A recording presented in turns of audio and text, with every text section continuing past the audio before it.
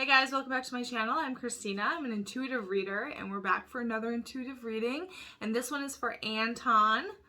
Hi, Anton. Thank you for your patience. Thank you for being open to me reading you. We are going to pull from the Osho Zen tarot deck. And yeah, just sit back, relax, breathe, take what resonates, leave what doesn't. Enjoy. So your card is Anton. Here. So this is your card. Isolation. So, I mean, pretty, like, I feel like the image is very, like, blatantly obvious about what this card is.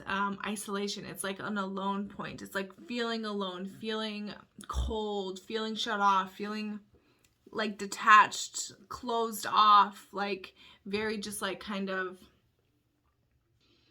yeah, just like stuck even. It's like being like almost like, look at how he's like stuck in like rock or ice, or like kind of like not able to move, like feeling like there isn't a lot of flexibility, feeling like there isn't a lot of places to move, like feeling just kind of stuck and stagnant and like icy and just like cold. And yeah, and then so the point that came up also with this is about a warming happening, is happening or needs to happen, or like, you know, maybe you're opening up to this, but it's like that point of bringing warmth back into your life in terms of having more compassion, having more understanding, having more forgiveness, not being so hard on yourself and other people, not being so rigid and like strict with yourself and other people, but like giving yourself the space to play and to lighten up and to explore a little bit, like some things that are just fun for you, and not have it be work all the time. You know, it's like so important to create a balance when it comes to life, you know, especially now, because the way that we've created the world and the system is that it's so very much like rigid and having to like follow the rules and just like do, you gotta be here at this time, and you gotta do this, and you gotta ensure this, and you gotta like,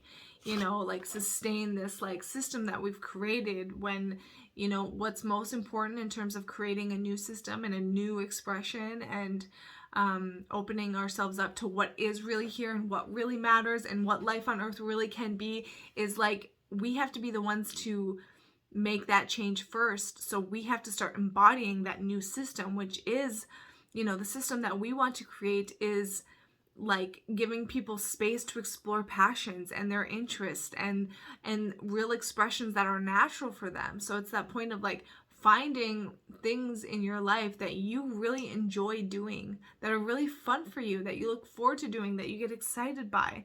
You know, these are the things that ignite that spark of life in us. You know, that's when we feel alive, is when we're really expressing and like doing something that we're excited about and like can really focus in on, and like it draws our attention. It's like we want to give ourselves to this thing that we're doing because it is fun for us, and it's joyful and it's playful. And yeah, you can essentially have that with anything you do.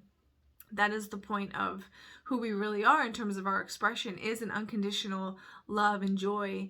Like we can do that in anything. That's the beauty of life on earth. The fact that we're alive, we're physical, we're here, we get to express in real time. Like that is the real joy of life. But also in terms of moving out of the old system into the new system, it is breaking these, you know, the ways in which we've constrained ourselves to a system to just like follow the rules and be obedient.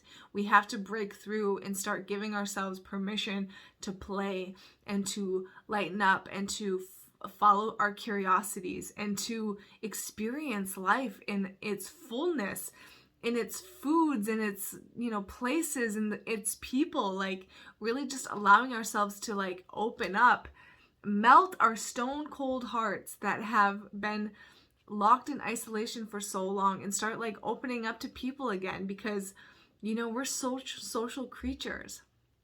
We crave like social relationships. Like we feed off of each other. Like we are able to provide so much to each other and get so much from each other. And it's like, we really got to take advantage of, you know, what we got going on here, which is everyone is a gift. Everyone is a teacher to you. Everyone has something to offer, and you have something to offer everybody. We just have to open up ourselves and our hearts to recognizing, like, everyone's doing their best and everyone's giving it their all in terms of, you know, they're doing their best as they understand it based on where they come from in their education and their economic system. And so it's just like giving everyone this forgiveness and understanding and space to be who they are, not needing them to be different, but us taking the reins and responsibility of being different with other people and like opening up to them, you know, letting the ice melt, like coming out of our cage, coming out of our containers, coming out of our, you know, secluded little spaces in existence, and start opening up and like interacting with the world around us and those around us, the people around us, because I tell you, they have a gift for you. Indeed they do. They have a gift for you.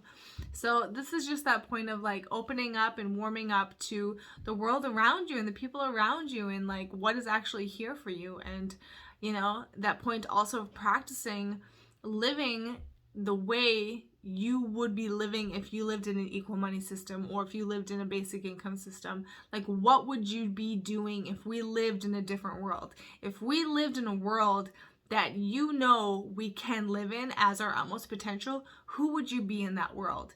And I invite you to start living that way now, because it is through you and through each individual that we create that new world and that new system. So embody it today, and you are allowing it to come into creation, into existence through you.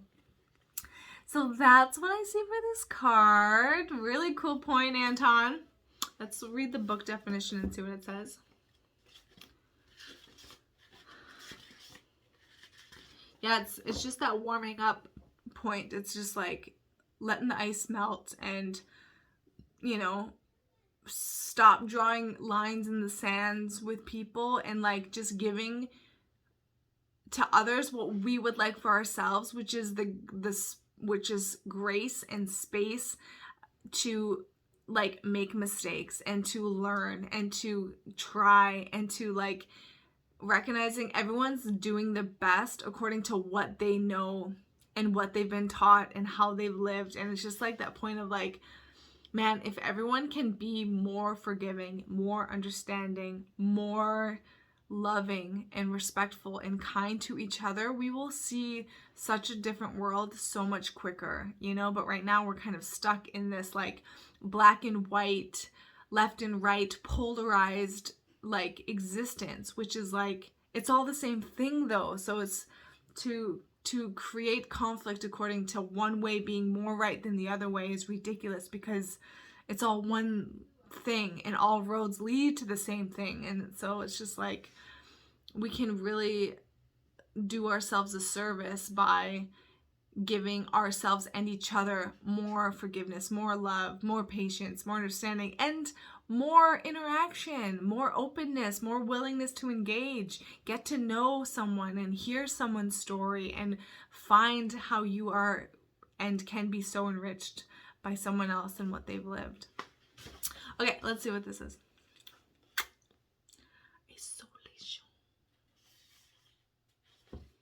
Okay, so we have,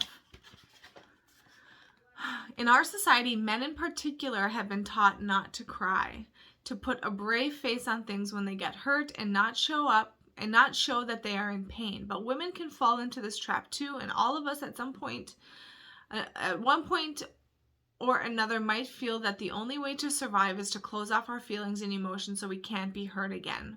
If our pain is particularly deep, we might even try to hide it from ourselves. This can make us frozen, rigid, because deep down we know that one small break in the ice will free the hurt to start circulating through us again. The rainbow-colored tears in this person's face hold the key to breaking out of the isolation. The tears, and only the tears, have the power to melt the ice. It's okay to cry, and there is no reason to feel shame or to feel ashamed of your tears. Crying helps us to let go of pain, allows us to be gentle with ourselves, and finally helps us to heal. We are miserable because we are too much in the self. What does this mean when I say we are too much in the self? And what exactly happens when we are too much in the self? Either you can be in existence or you can be in the self. Both are not possible together. To be in the self means to be apart, to be separate. To be in the self means to become an island. To be in the self means to draw a boundary line around you. To be in the self means to make a distinction between this is I am and this I am and that I am not. The definition, the boundary between I and not I is what the self is. The self isolates and it makes you frozen. You are no longer flowing. If you are flowing, the self cannot exist. Hence, people have become almost like ice cubes. They don't have any warmth. They don't have any love. Love is warmth, and they're afraid of love. If warmth comes to them, they will start melting, and the boundaries will disappear. In love, the boundaries disappear. In joy, also the boundaries disappear because joy is not cold. Final point that comes up here is that point of try to let go of the idea that you can't trust people, or people are naturally deceptive, or people are naturally going to fuck you over. We have all existed in the survival of the fittest mindset. We're all coming from this idea of lack, limitations, scarcity, and so we created a system of survival where some survive and some don't. And we're all in fear of our survival. And so we learn to distrust each other because out of fear, we behave not in great ways. So we have to let go of this fear of survival and realize that there is actually nothing to fear in terms of our survival, that there is an element where we can trust life. As we learn about ourselves, we learn about life, and we realize that we can trust life and we can trust ourselves, and there is inherently good in us. We just have to acknowledge and harness and embody that. And so it's also that point then of letting go of the fear of other people and assuming the worst in people, essentially. It's like giving people, again, that gracious hand of like knowing what people have had to go through to be where they're at, and like understanding why then people are the way that they are, and like forgiving them and understanding that they have done the best they could with what they were given. So it's just that point too of like letting go of the fear and the distrust and the expectation that people are going to fuck you over, and give people a chance like you would want a chance. You know, it's that point of giving as you would like to receive again. So amazing. Hope this resonates. If you would like further support or clarification, definitely reach out. Let me know. If you'd like to share anything that came up from this reading, I'd love to hear from that, or hear from you on that. So thanks, Anton. Take care. Thanks for walking with. See you around.